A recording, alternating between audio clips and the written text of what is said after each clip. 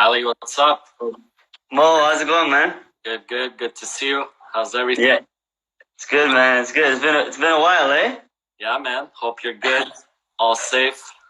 Yeah, all safe, man. Obviously, just at home and stuff. Are you like back in the States, or where are you right now? I'm in Toronto right now.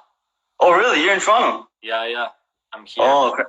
So where were you? Like, were you somewhere else before you had to like come back here, or? Yeah, I was in Bali, Indonesia. Okay. Flew from there back. So then, like, I guess like as soon as all this stuff happened, like you just went like straight. So you didn't go to like you didn't go to Boston or anything. You just came to Canada. Yeah. Straight. Yeah. Yeah, for sure. Yeah, man. I guess we can start. It's already 12. Yeah, I guess like Oh yeah. First, I'm supposed to start off with one of our players, Rashid. He's also Iranian, so he basically told me to start the call off with Salam Kubin. I don't know how my pronunciation is, but Nice. that's what I had to start out with that. But I guess like we can just start out with like the history of like how we know each other and stuff. Because obviously we go back quite a while. And I guess I can just say like obviously it was in Kitchener-Waterloo that we sort of met up and stuff.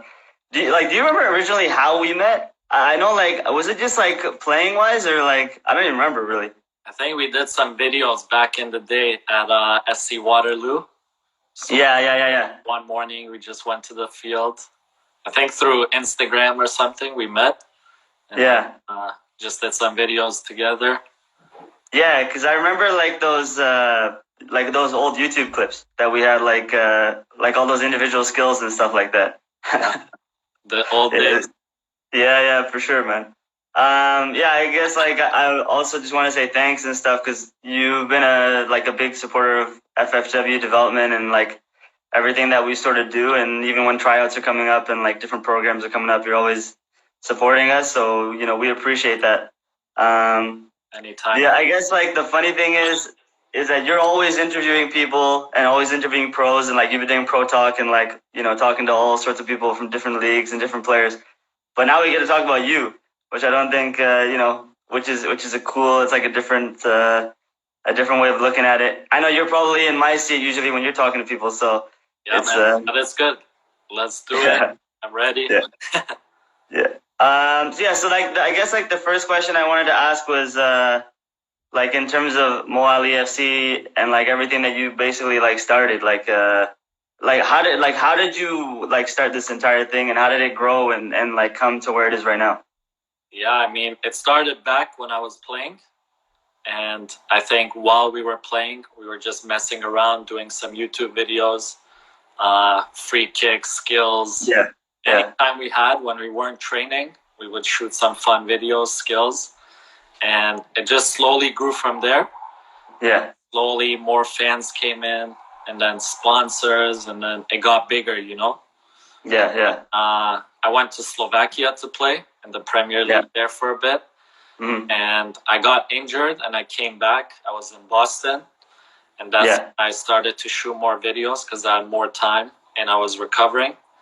Mm-hmm. And it just kept growing. And I said, okay, I'm enjoying this. So I'm going to stop playing for a few months and just continue this, And it became bigger, and I enjoyed it more than playing, It was more free. Yeah. You were your own boss. You can do what you want. Yeah. And I think that's how it sort of grew. And was there any one like video in particular, or like a moment in particular where you sort of just like blew up, or was it just like was it like a steady growth? There's a few videos that got like, I don't know, 60, 70 million views that helped me grow a lot, but it wasn't anything too crazy, I think it was just patience and slowly growing over time. It wasn't you wake up one day and you have 100,000. Yeah. You have to put in a lot of like consistent work just to keep growing, But for of course, sure. when a video blows up, you might grow a bit faster, but nothing too crazy. Like, how did you get the idea to like start doing video? I know like nowadays, like people do all sorts of videos like all the time. They're all over social media, all over Instagram and stuff. I know like when you were doing it, it was still there were other people doing it, but it wasn't as big. Like, how did you get that idea to like put stuff on camera and like try and expand that way? I mean, when I was younger, I was watching the YouTube videos also, you know. Yeah. I think I'm more of an entrepreneur, so I was like researching all of that stuff. Yeah, yeah. I recognize like you can make revenue through YouTube, all that stuff, like very early on, like 10 years ago. Yeah, yeah. And I was watching like the original YouTubers, Free Kickers, Yeah, yeah. other ones. And I was like, Yeah. oh, this looks fun. I want to do it also. First, I want to play and then make the Yeah. videos. But then it just ended up, I started doing videos and not playing after. So Yeah, yeah. But Yeah, because I remember when you went to Slovakia, and like, yeah, I remember we were talking back then, and like, you know, it was sort of like, I know when you came back and you were sort of trying to figure out like which one to do, and yeah, it's interesting like how this thing sort of just expanded, and I think it's cool, man. Like it's definitely different from being a pro like footballer, but you get to like travel, you get to do all sorts of stuff, and like you said, you're your own boss, right? Yeah. I guess like right now, I know with coronavirus and everything, like how is it affecting you right now? Like what's your routine like on a daily basis? Like what do you basically do right now? So now it's tough to travel, you know. Normally we're always traveling, like every 2-3 weeks. We're Yeah. in the country, but now we're just stuck at home. So we do what we can, just doing the live videos, talking to players over Skype or Zoom, and coming up with new ideas, you know. You have to innovate. You can't just rely on something. So you have to always innovate. And I think it's something good, you know. You think of new ideas, new ways to work. I think as much as it's a bad thing, it's also a good thing, you know. Yeah, yeah. You see a new perception. For sure, for sure. I guess like in terms of like, I know players are at home, and like a lot of people, everybody's at home basically, or should be at home. What would you recommend to like players to do at home, like while they're at home? Is there anything you would like recommend specifically for them to work on to stay sharp to come back when we are back outdoors? Yeah, for sure. I mean, try and do as much as you can at home. If you have space in your backyard or basement, and I don't know if you have a running machine, I would just say try and stay fit for when you come back. If you have a running machine, run 30 minutes, hour a day, and just try and do exercises with the ball, like technical stuff also. But I would say first, just stay fit. You know, you don't want to come out being slow and lazy. Yeah, sure. Like, I know, like, you know, in terms of like the videos and like, you obviously you have a very high technical level. Like, did you get that? So you were born in Iran, right? Yeah. So did you like end up playing there for a couple of years and then move to Canada, or when did that happen? Oh, I was young. I think around 5-6, I moved from Canada. Yeah, yeah. I think my grandpa was a player before. He played in Iran. But I mean, everyone there plays soccer. It's the number one. So just grow up with the ball. And, for sure. Just play with it in your garage. But I think when I was around 10-ish, that's when I joined the city team in Guelph. Okay. A small city in Canada, for those who don't know. We had a good coach, Randy Reagan. He played for Canada in the World Cup. Okay. I think he taught me a lot. And then around 16, I think that's when I really became good with SC Waterloo, because the coach came from Croatia. Yeah. He was UEFA licensed. Like, you couldn't find that level too much in Canada. For sure. Yeah, it was definitely much better back in the day. Yeah. No, for sure. I think like that's another thing that we're seeing a lot more, which is good. Like, I didn't have that growing up either. And like, no disrespect to like the people that were, you know, volunteer coaching and stuff, but now, you know, there's a lot of people with like better licenses, more experience, coming from all over. So definitely Guelph, like Kitchener, Waterloo, like this area in general is just like, it's mushroomed a lot. So it's really good. I guess like we can move on just to some questions so we got some questions from some of your fans, FFW players, and some parents as well. The first question comes from Maya. Her question is, who is your favorite pro player that you've worked with and why? I know it's a tough question, but I don't know if you have anyone in particular. Sorry? I said good question, Maya. Yeah. And I think we worked with a lot of players, maybe 500, 1,000. But Yeah. I think one of the most fun guys and technical was Gökhan Inler. Oh, yeah. He plays Istanbul Başakşehir now, but he played for Leicester City when they won the Premier League. Mm-hmm. So I think he was one of the best because he was shooting like knuckleballs, hard shots from 50 yards, and I was going top corner, Yeah. But I think he was one of the best. And he's a perfectionist, He wants it perfect each drill. Yeah. If one ball is in the frame, he can't do it. He has to go again. Yeah. Yeah, no, I remember I saw those videos, man. Like some of his techers were unreal. Like unreal. Rashid asked, what inspired you to create Mo Ali FC? A lot of things. After I stopped playing, I wanted to be in football still. So I was thinking, how can I still be involved in football while I'm not playing? So this was my idea and just created it, and it kept growing, and new ideas came along the way. Awesome. Liam S., which football players have influenced your playing style when you were...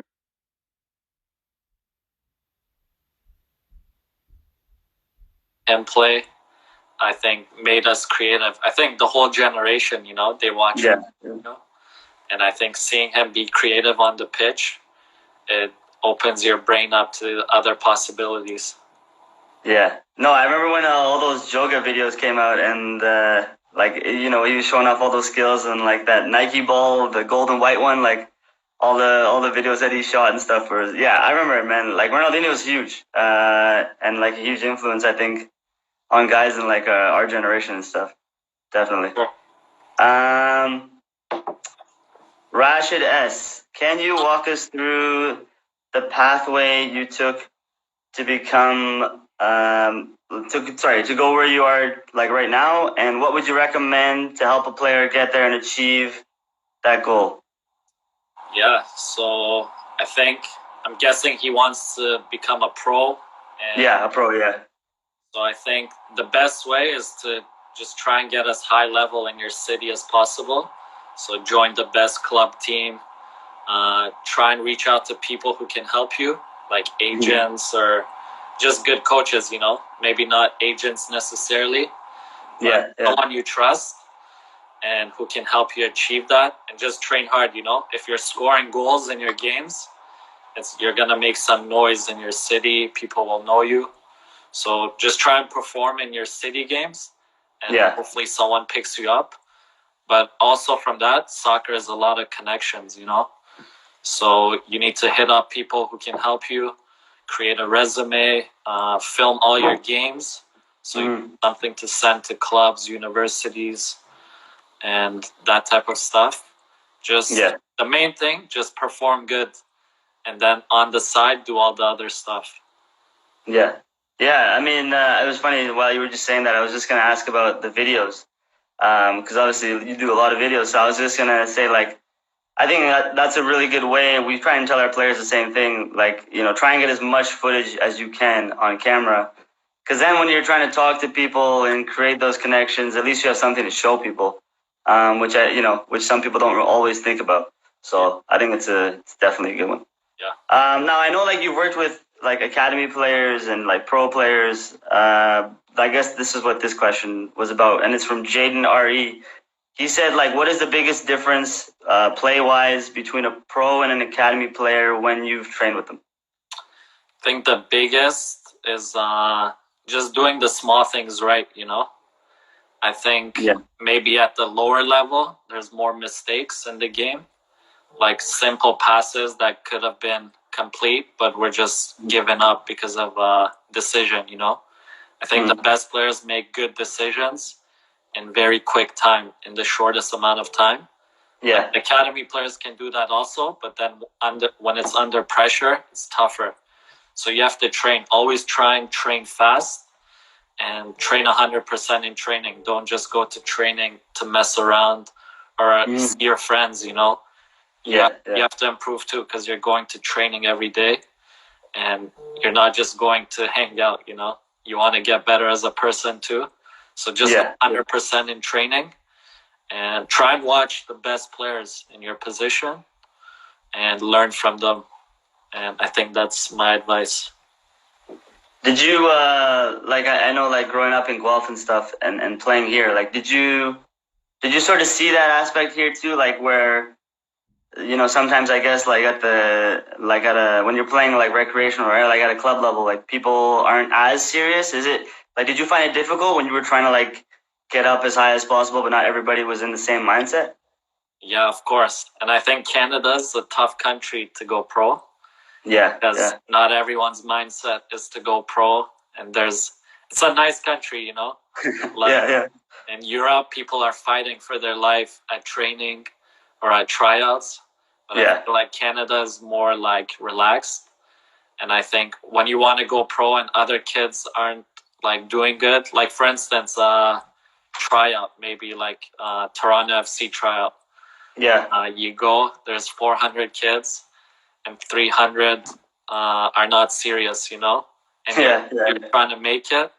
So it's tough for you to stand out when you're trying to go through that system, For sure. No, definitely, man. Those are some things. Yeah, go ahead. Sorry, go ahead. No, that's it. But those are some of the tough things, Yeah, I just wanted to ask you, because I know, like, you played here, and like you spent a really big chunk of your time over here. So I think like it's interesting, because I know there's a lot of kids here from KW, and like we have had some good like players come out of this area, like David Edgar, Harry Payton, Ben Payton, like a lot of these guys, Zach Ellis Hayden, all these guys like from our area. And I think like they're like basically like a level that people want to reach out to, but it is difficult. Like I know I played at the club level too, so there was always like that differentiation where like there was like guys that were like, oh yeah, we're just gonna be here to play for fun, and then there was like guys that were like, okay, I want to do something with the game.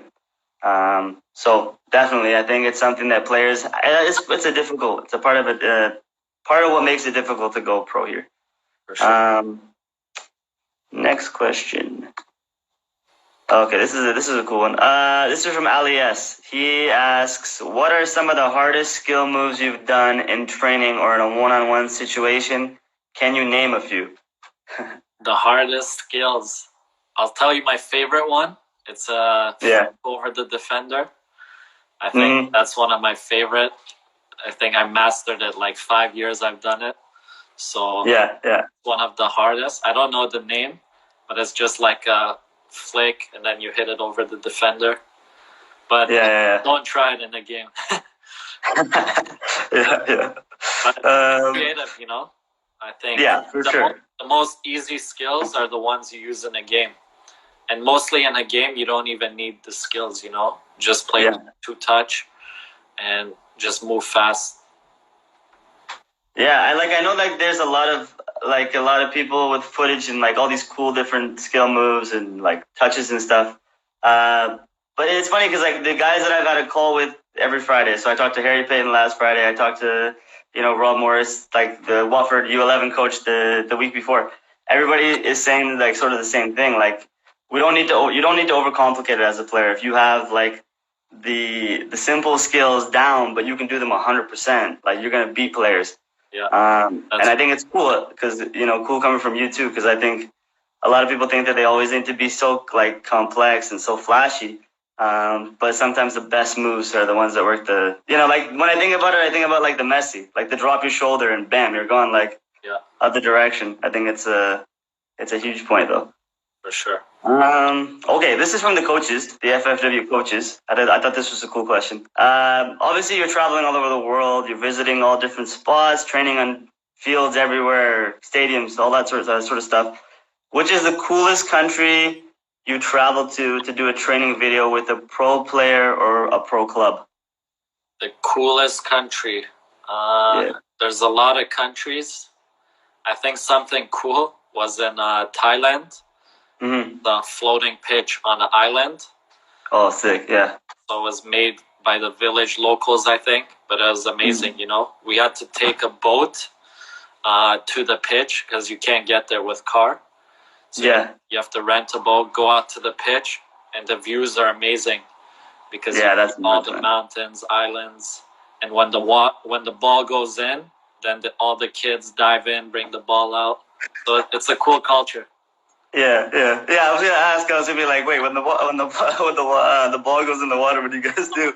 Yeah. But yeah, no, that's cool, man. I think I remember seeing that video too. But that must be like, you must see some like unreal things on your trips and stuff for sure. Yeah, for sure. And a lot of clubs, they have nice facilities, but it's just grass, So I think those things are cooler. The islands, the pools, the fun stuff. What do you think, like the most unique club that you've been to, like or trained players? They're all very similar, but just they have nice facilities, like Manchester City. Yeah. Really nice facility. Just trying to think. Yeah, that was one of the best, I think, Man City. Yeah. What's next on here?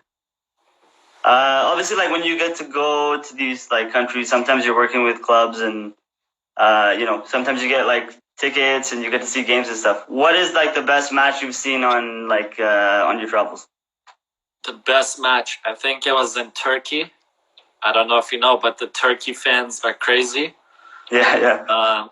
It was a Galatasaray match. So in your seat, every seat I think has 3 people on it. There's 2 people standing on the ledge of your seat. Oh man! The whole game they're just shouting, like it's crazy, Yeah. Good to do one time, just experience. And yeah, for sure. I think that was one of the most crazy.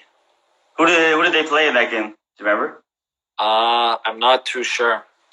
Yeah. It's always crazy when it's always crazy with Galatasaray for sure. All right. Okay, this is like more of a personal question. Alias, what is your favorite club and why? Favorite club?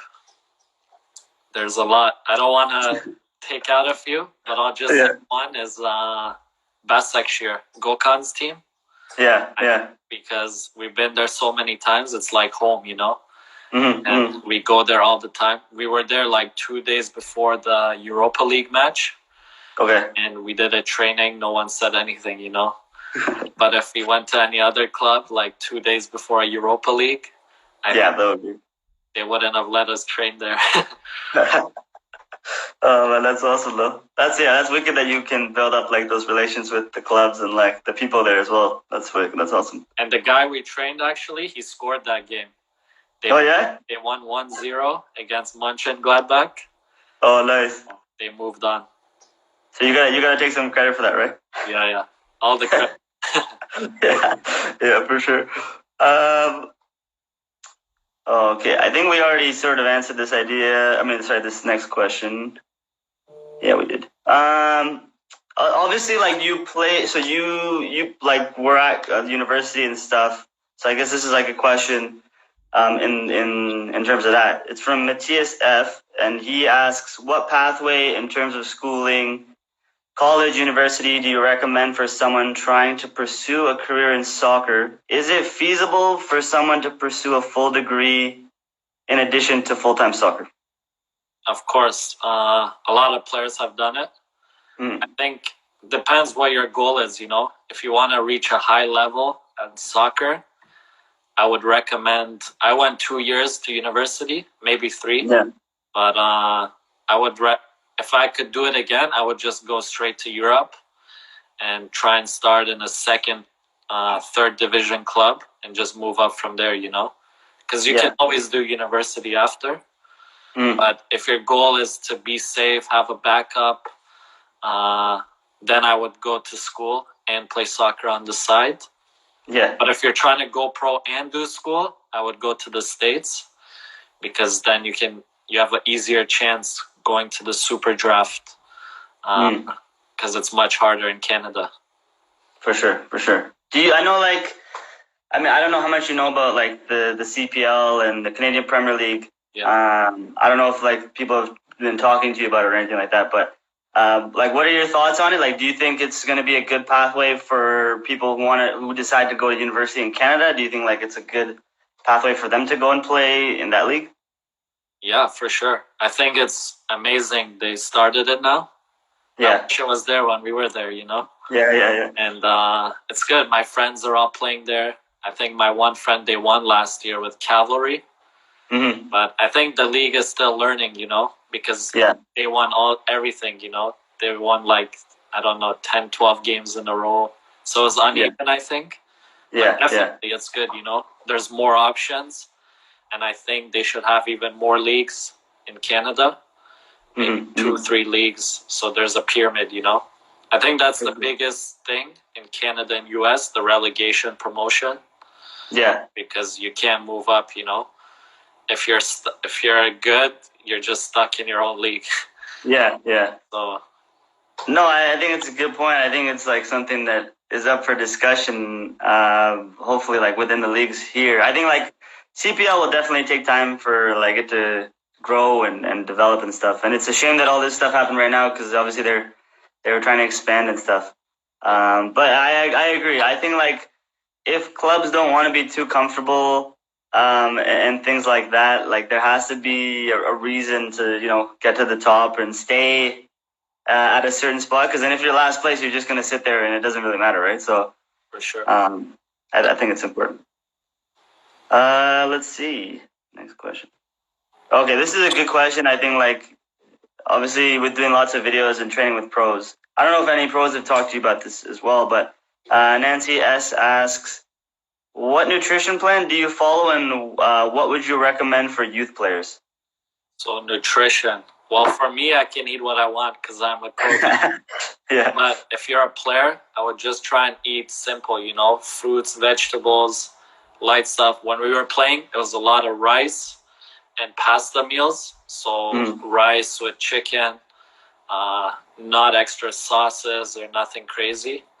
But of course, enjoy also, you know. You don't need to be too strict. As long as you're training, it's okay. But just try and eat a lot of vegetables, rice, chicken. I've actually went vegan now. Oh, really? Okay.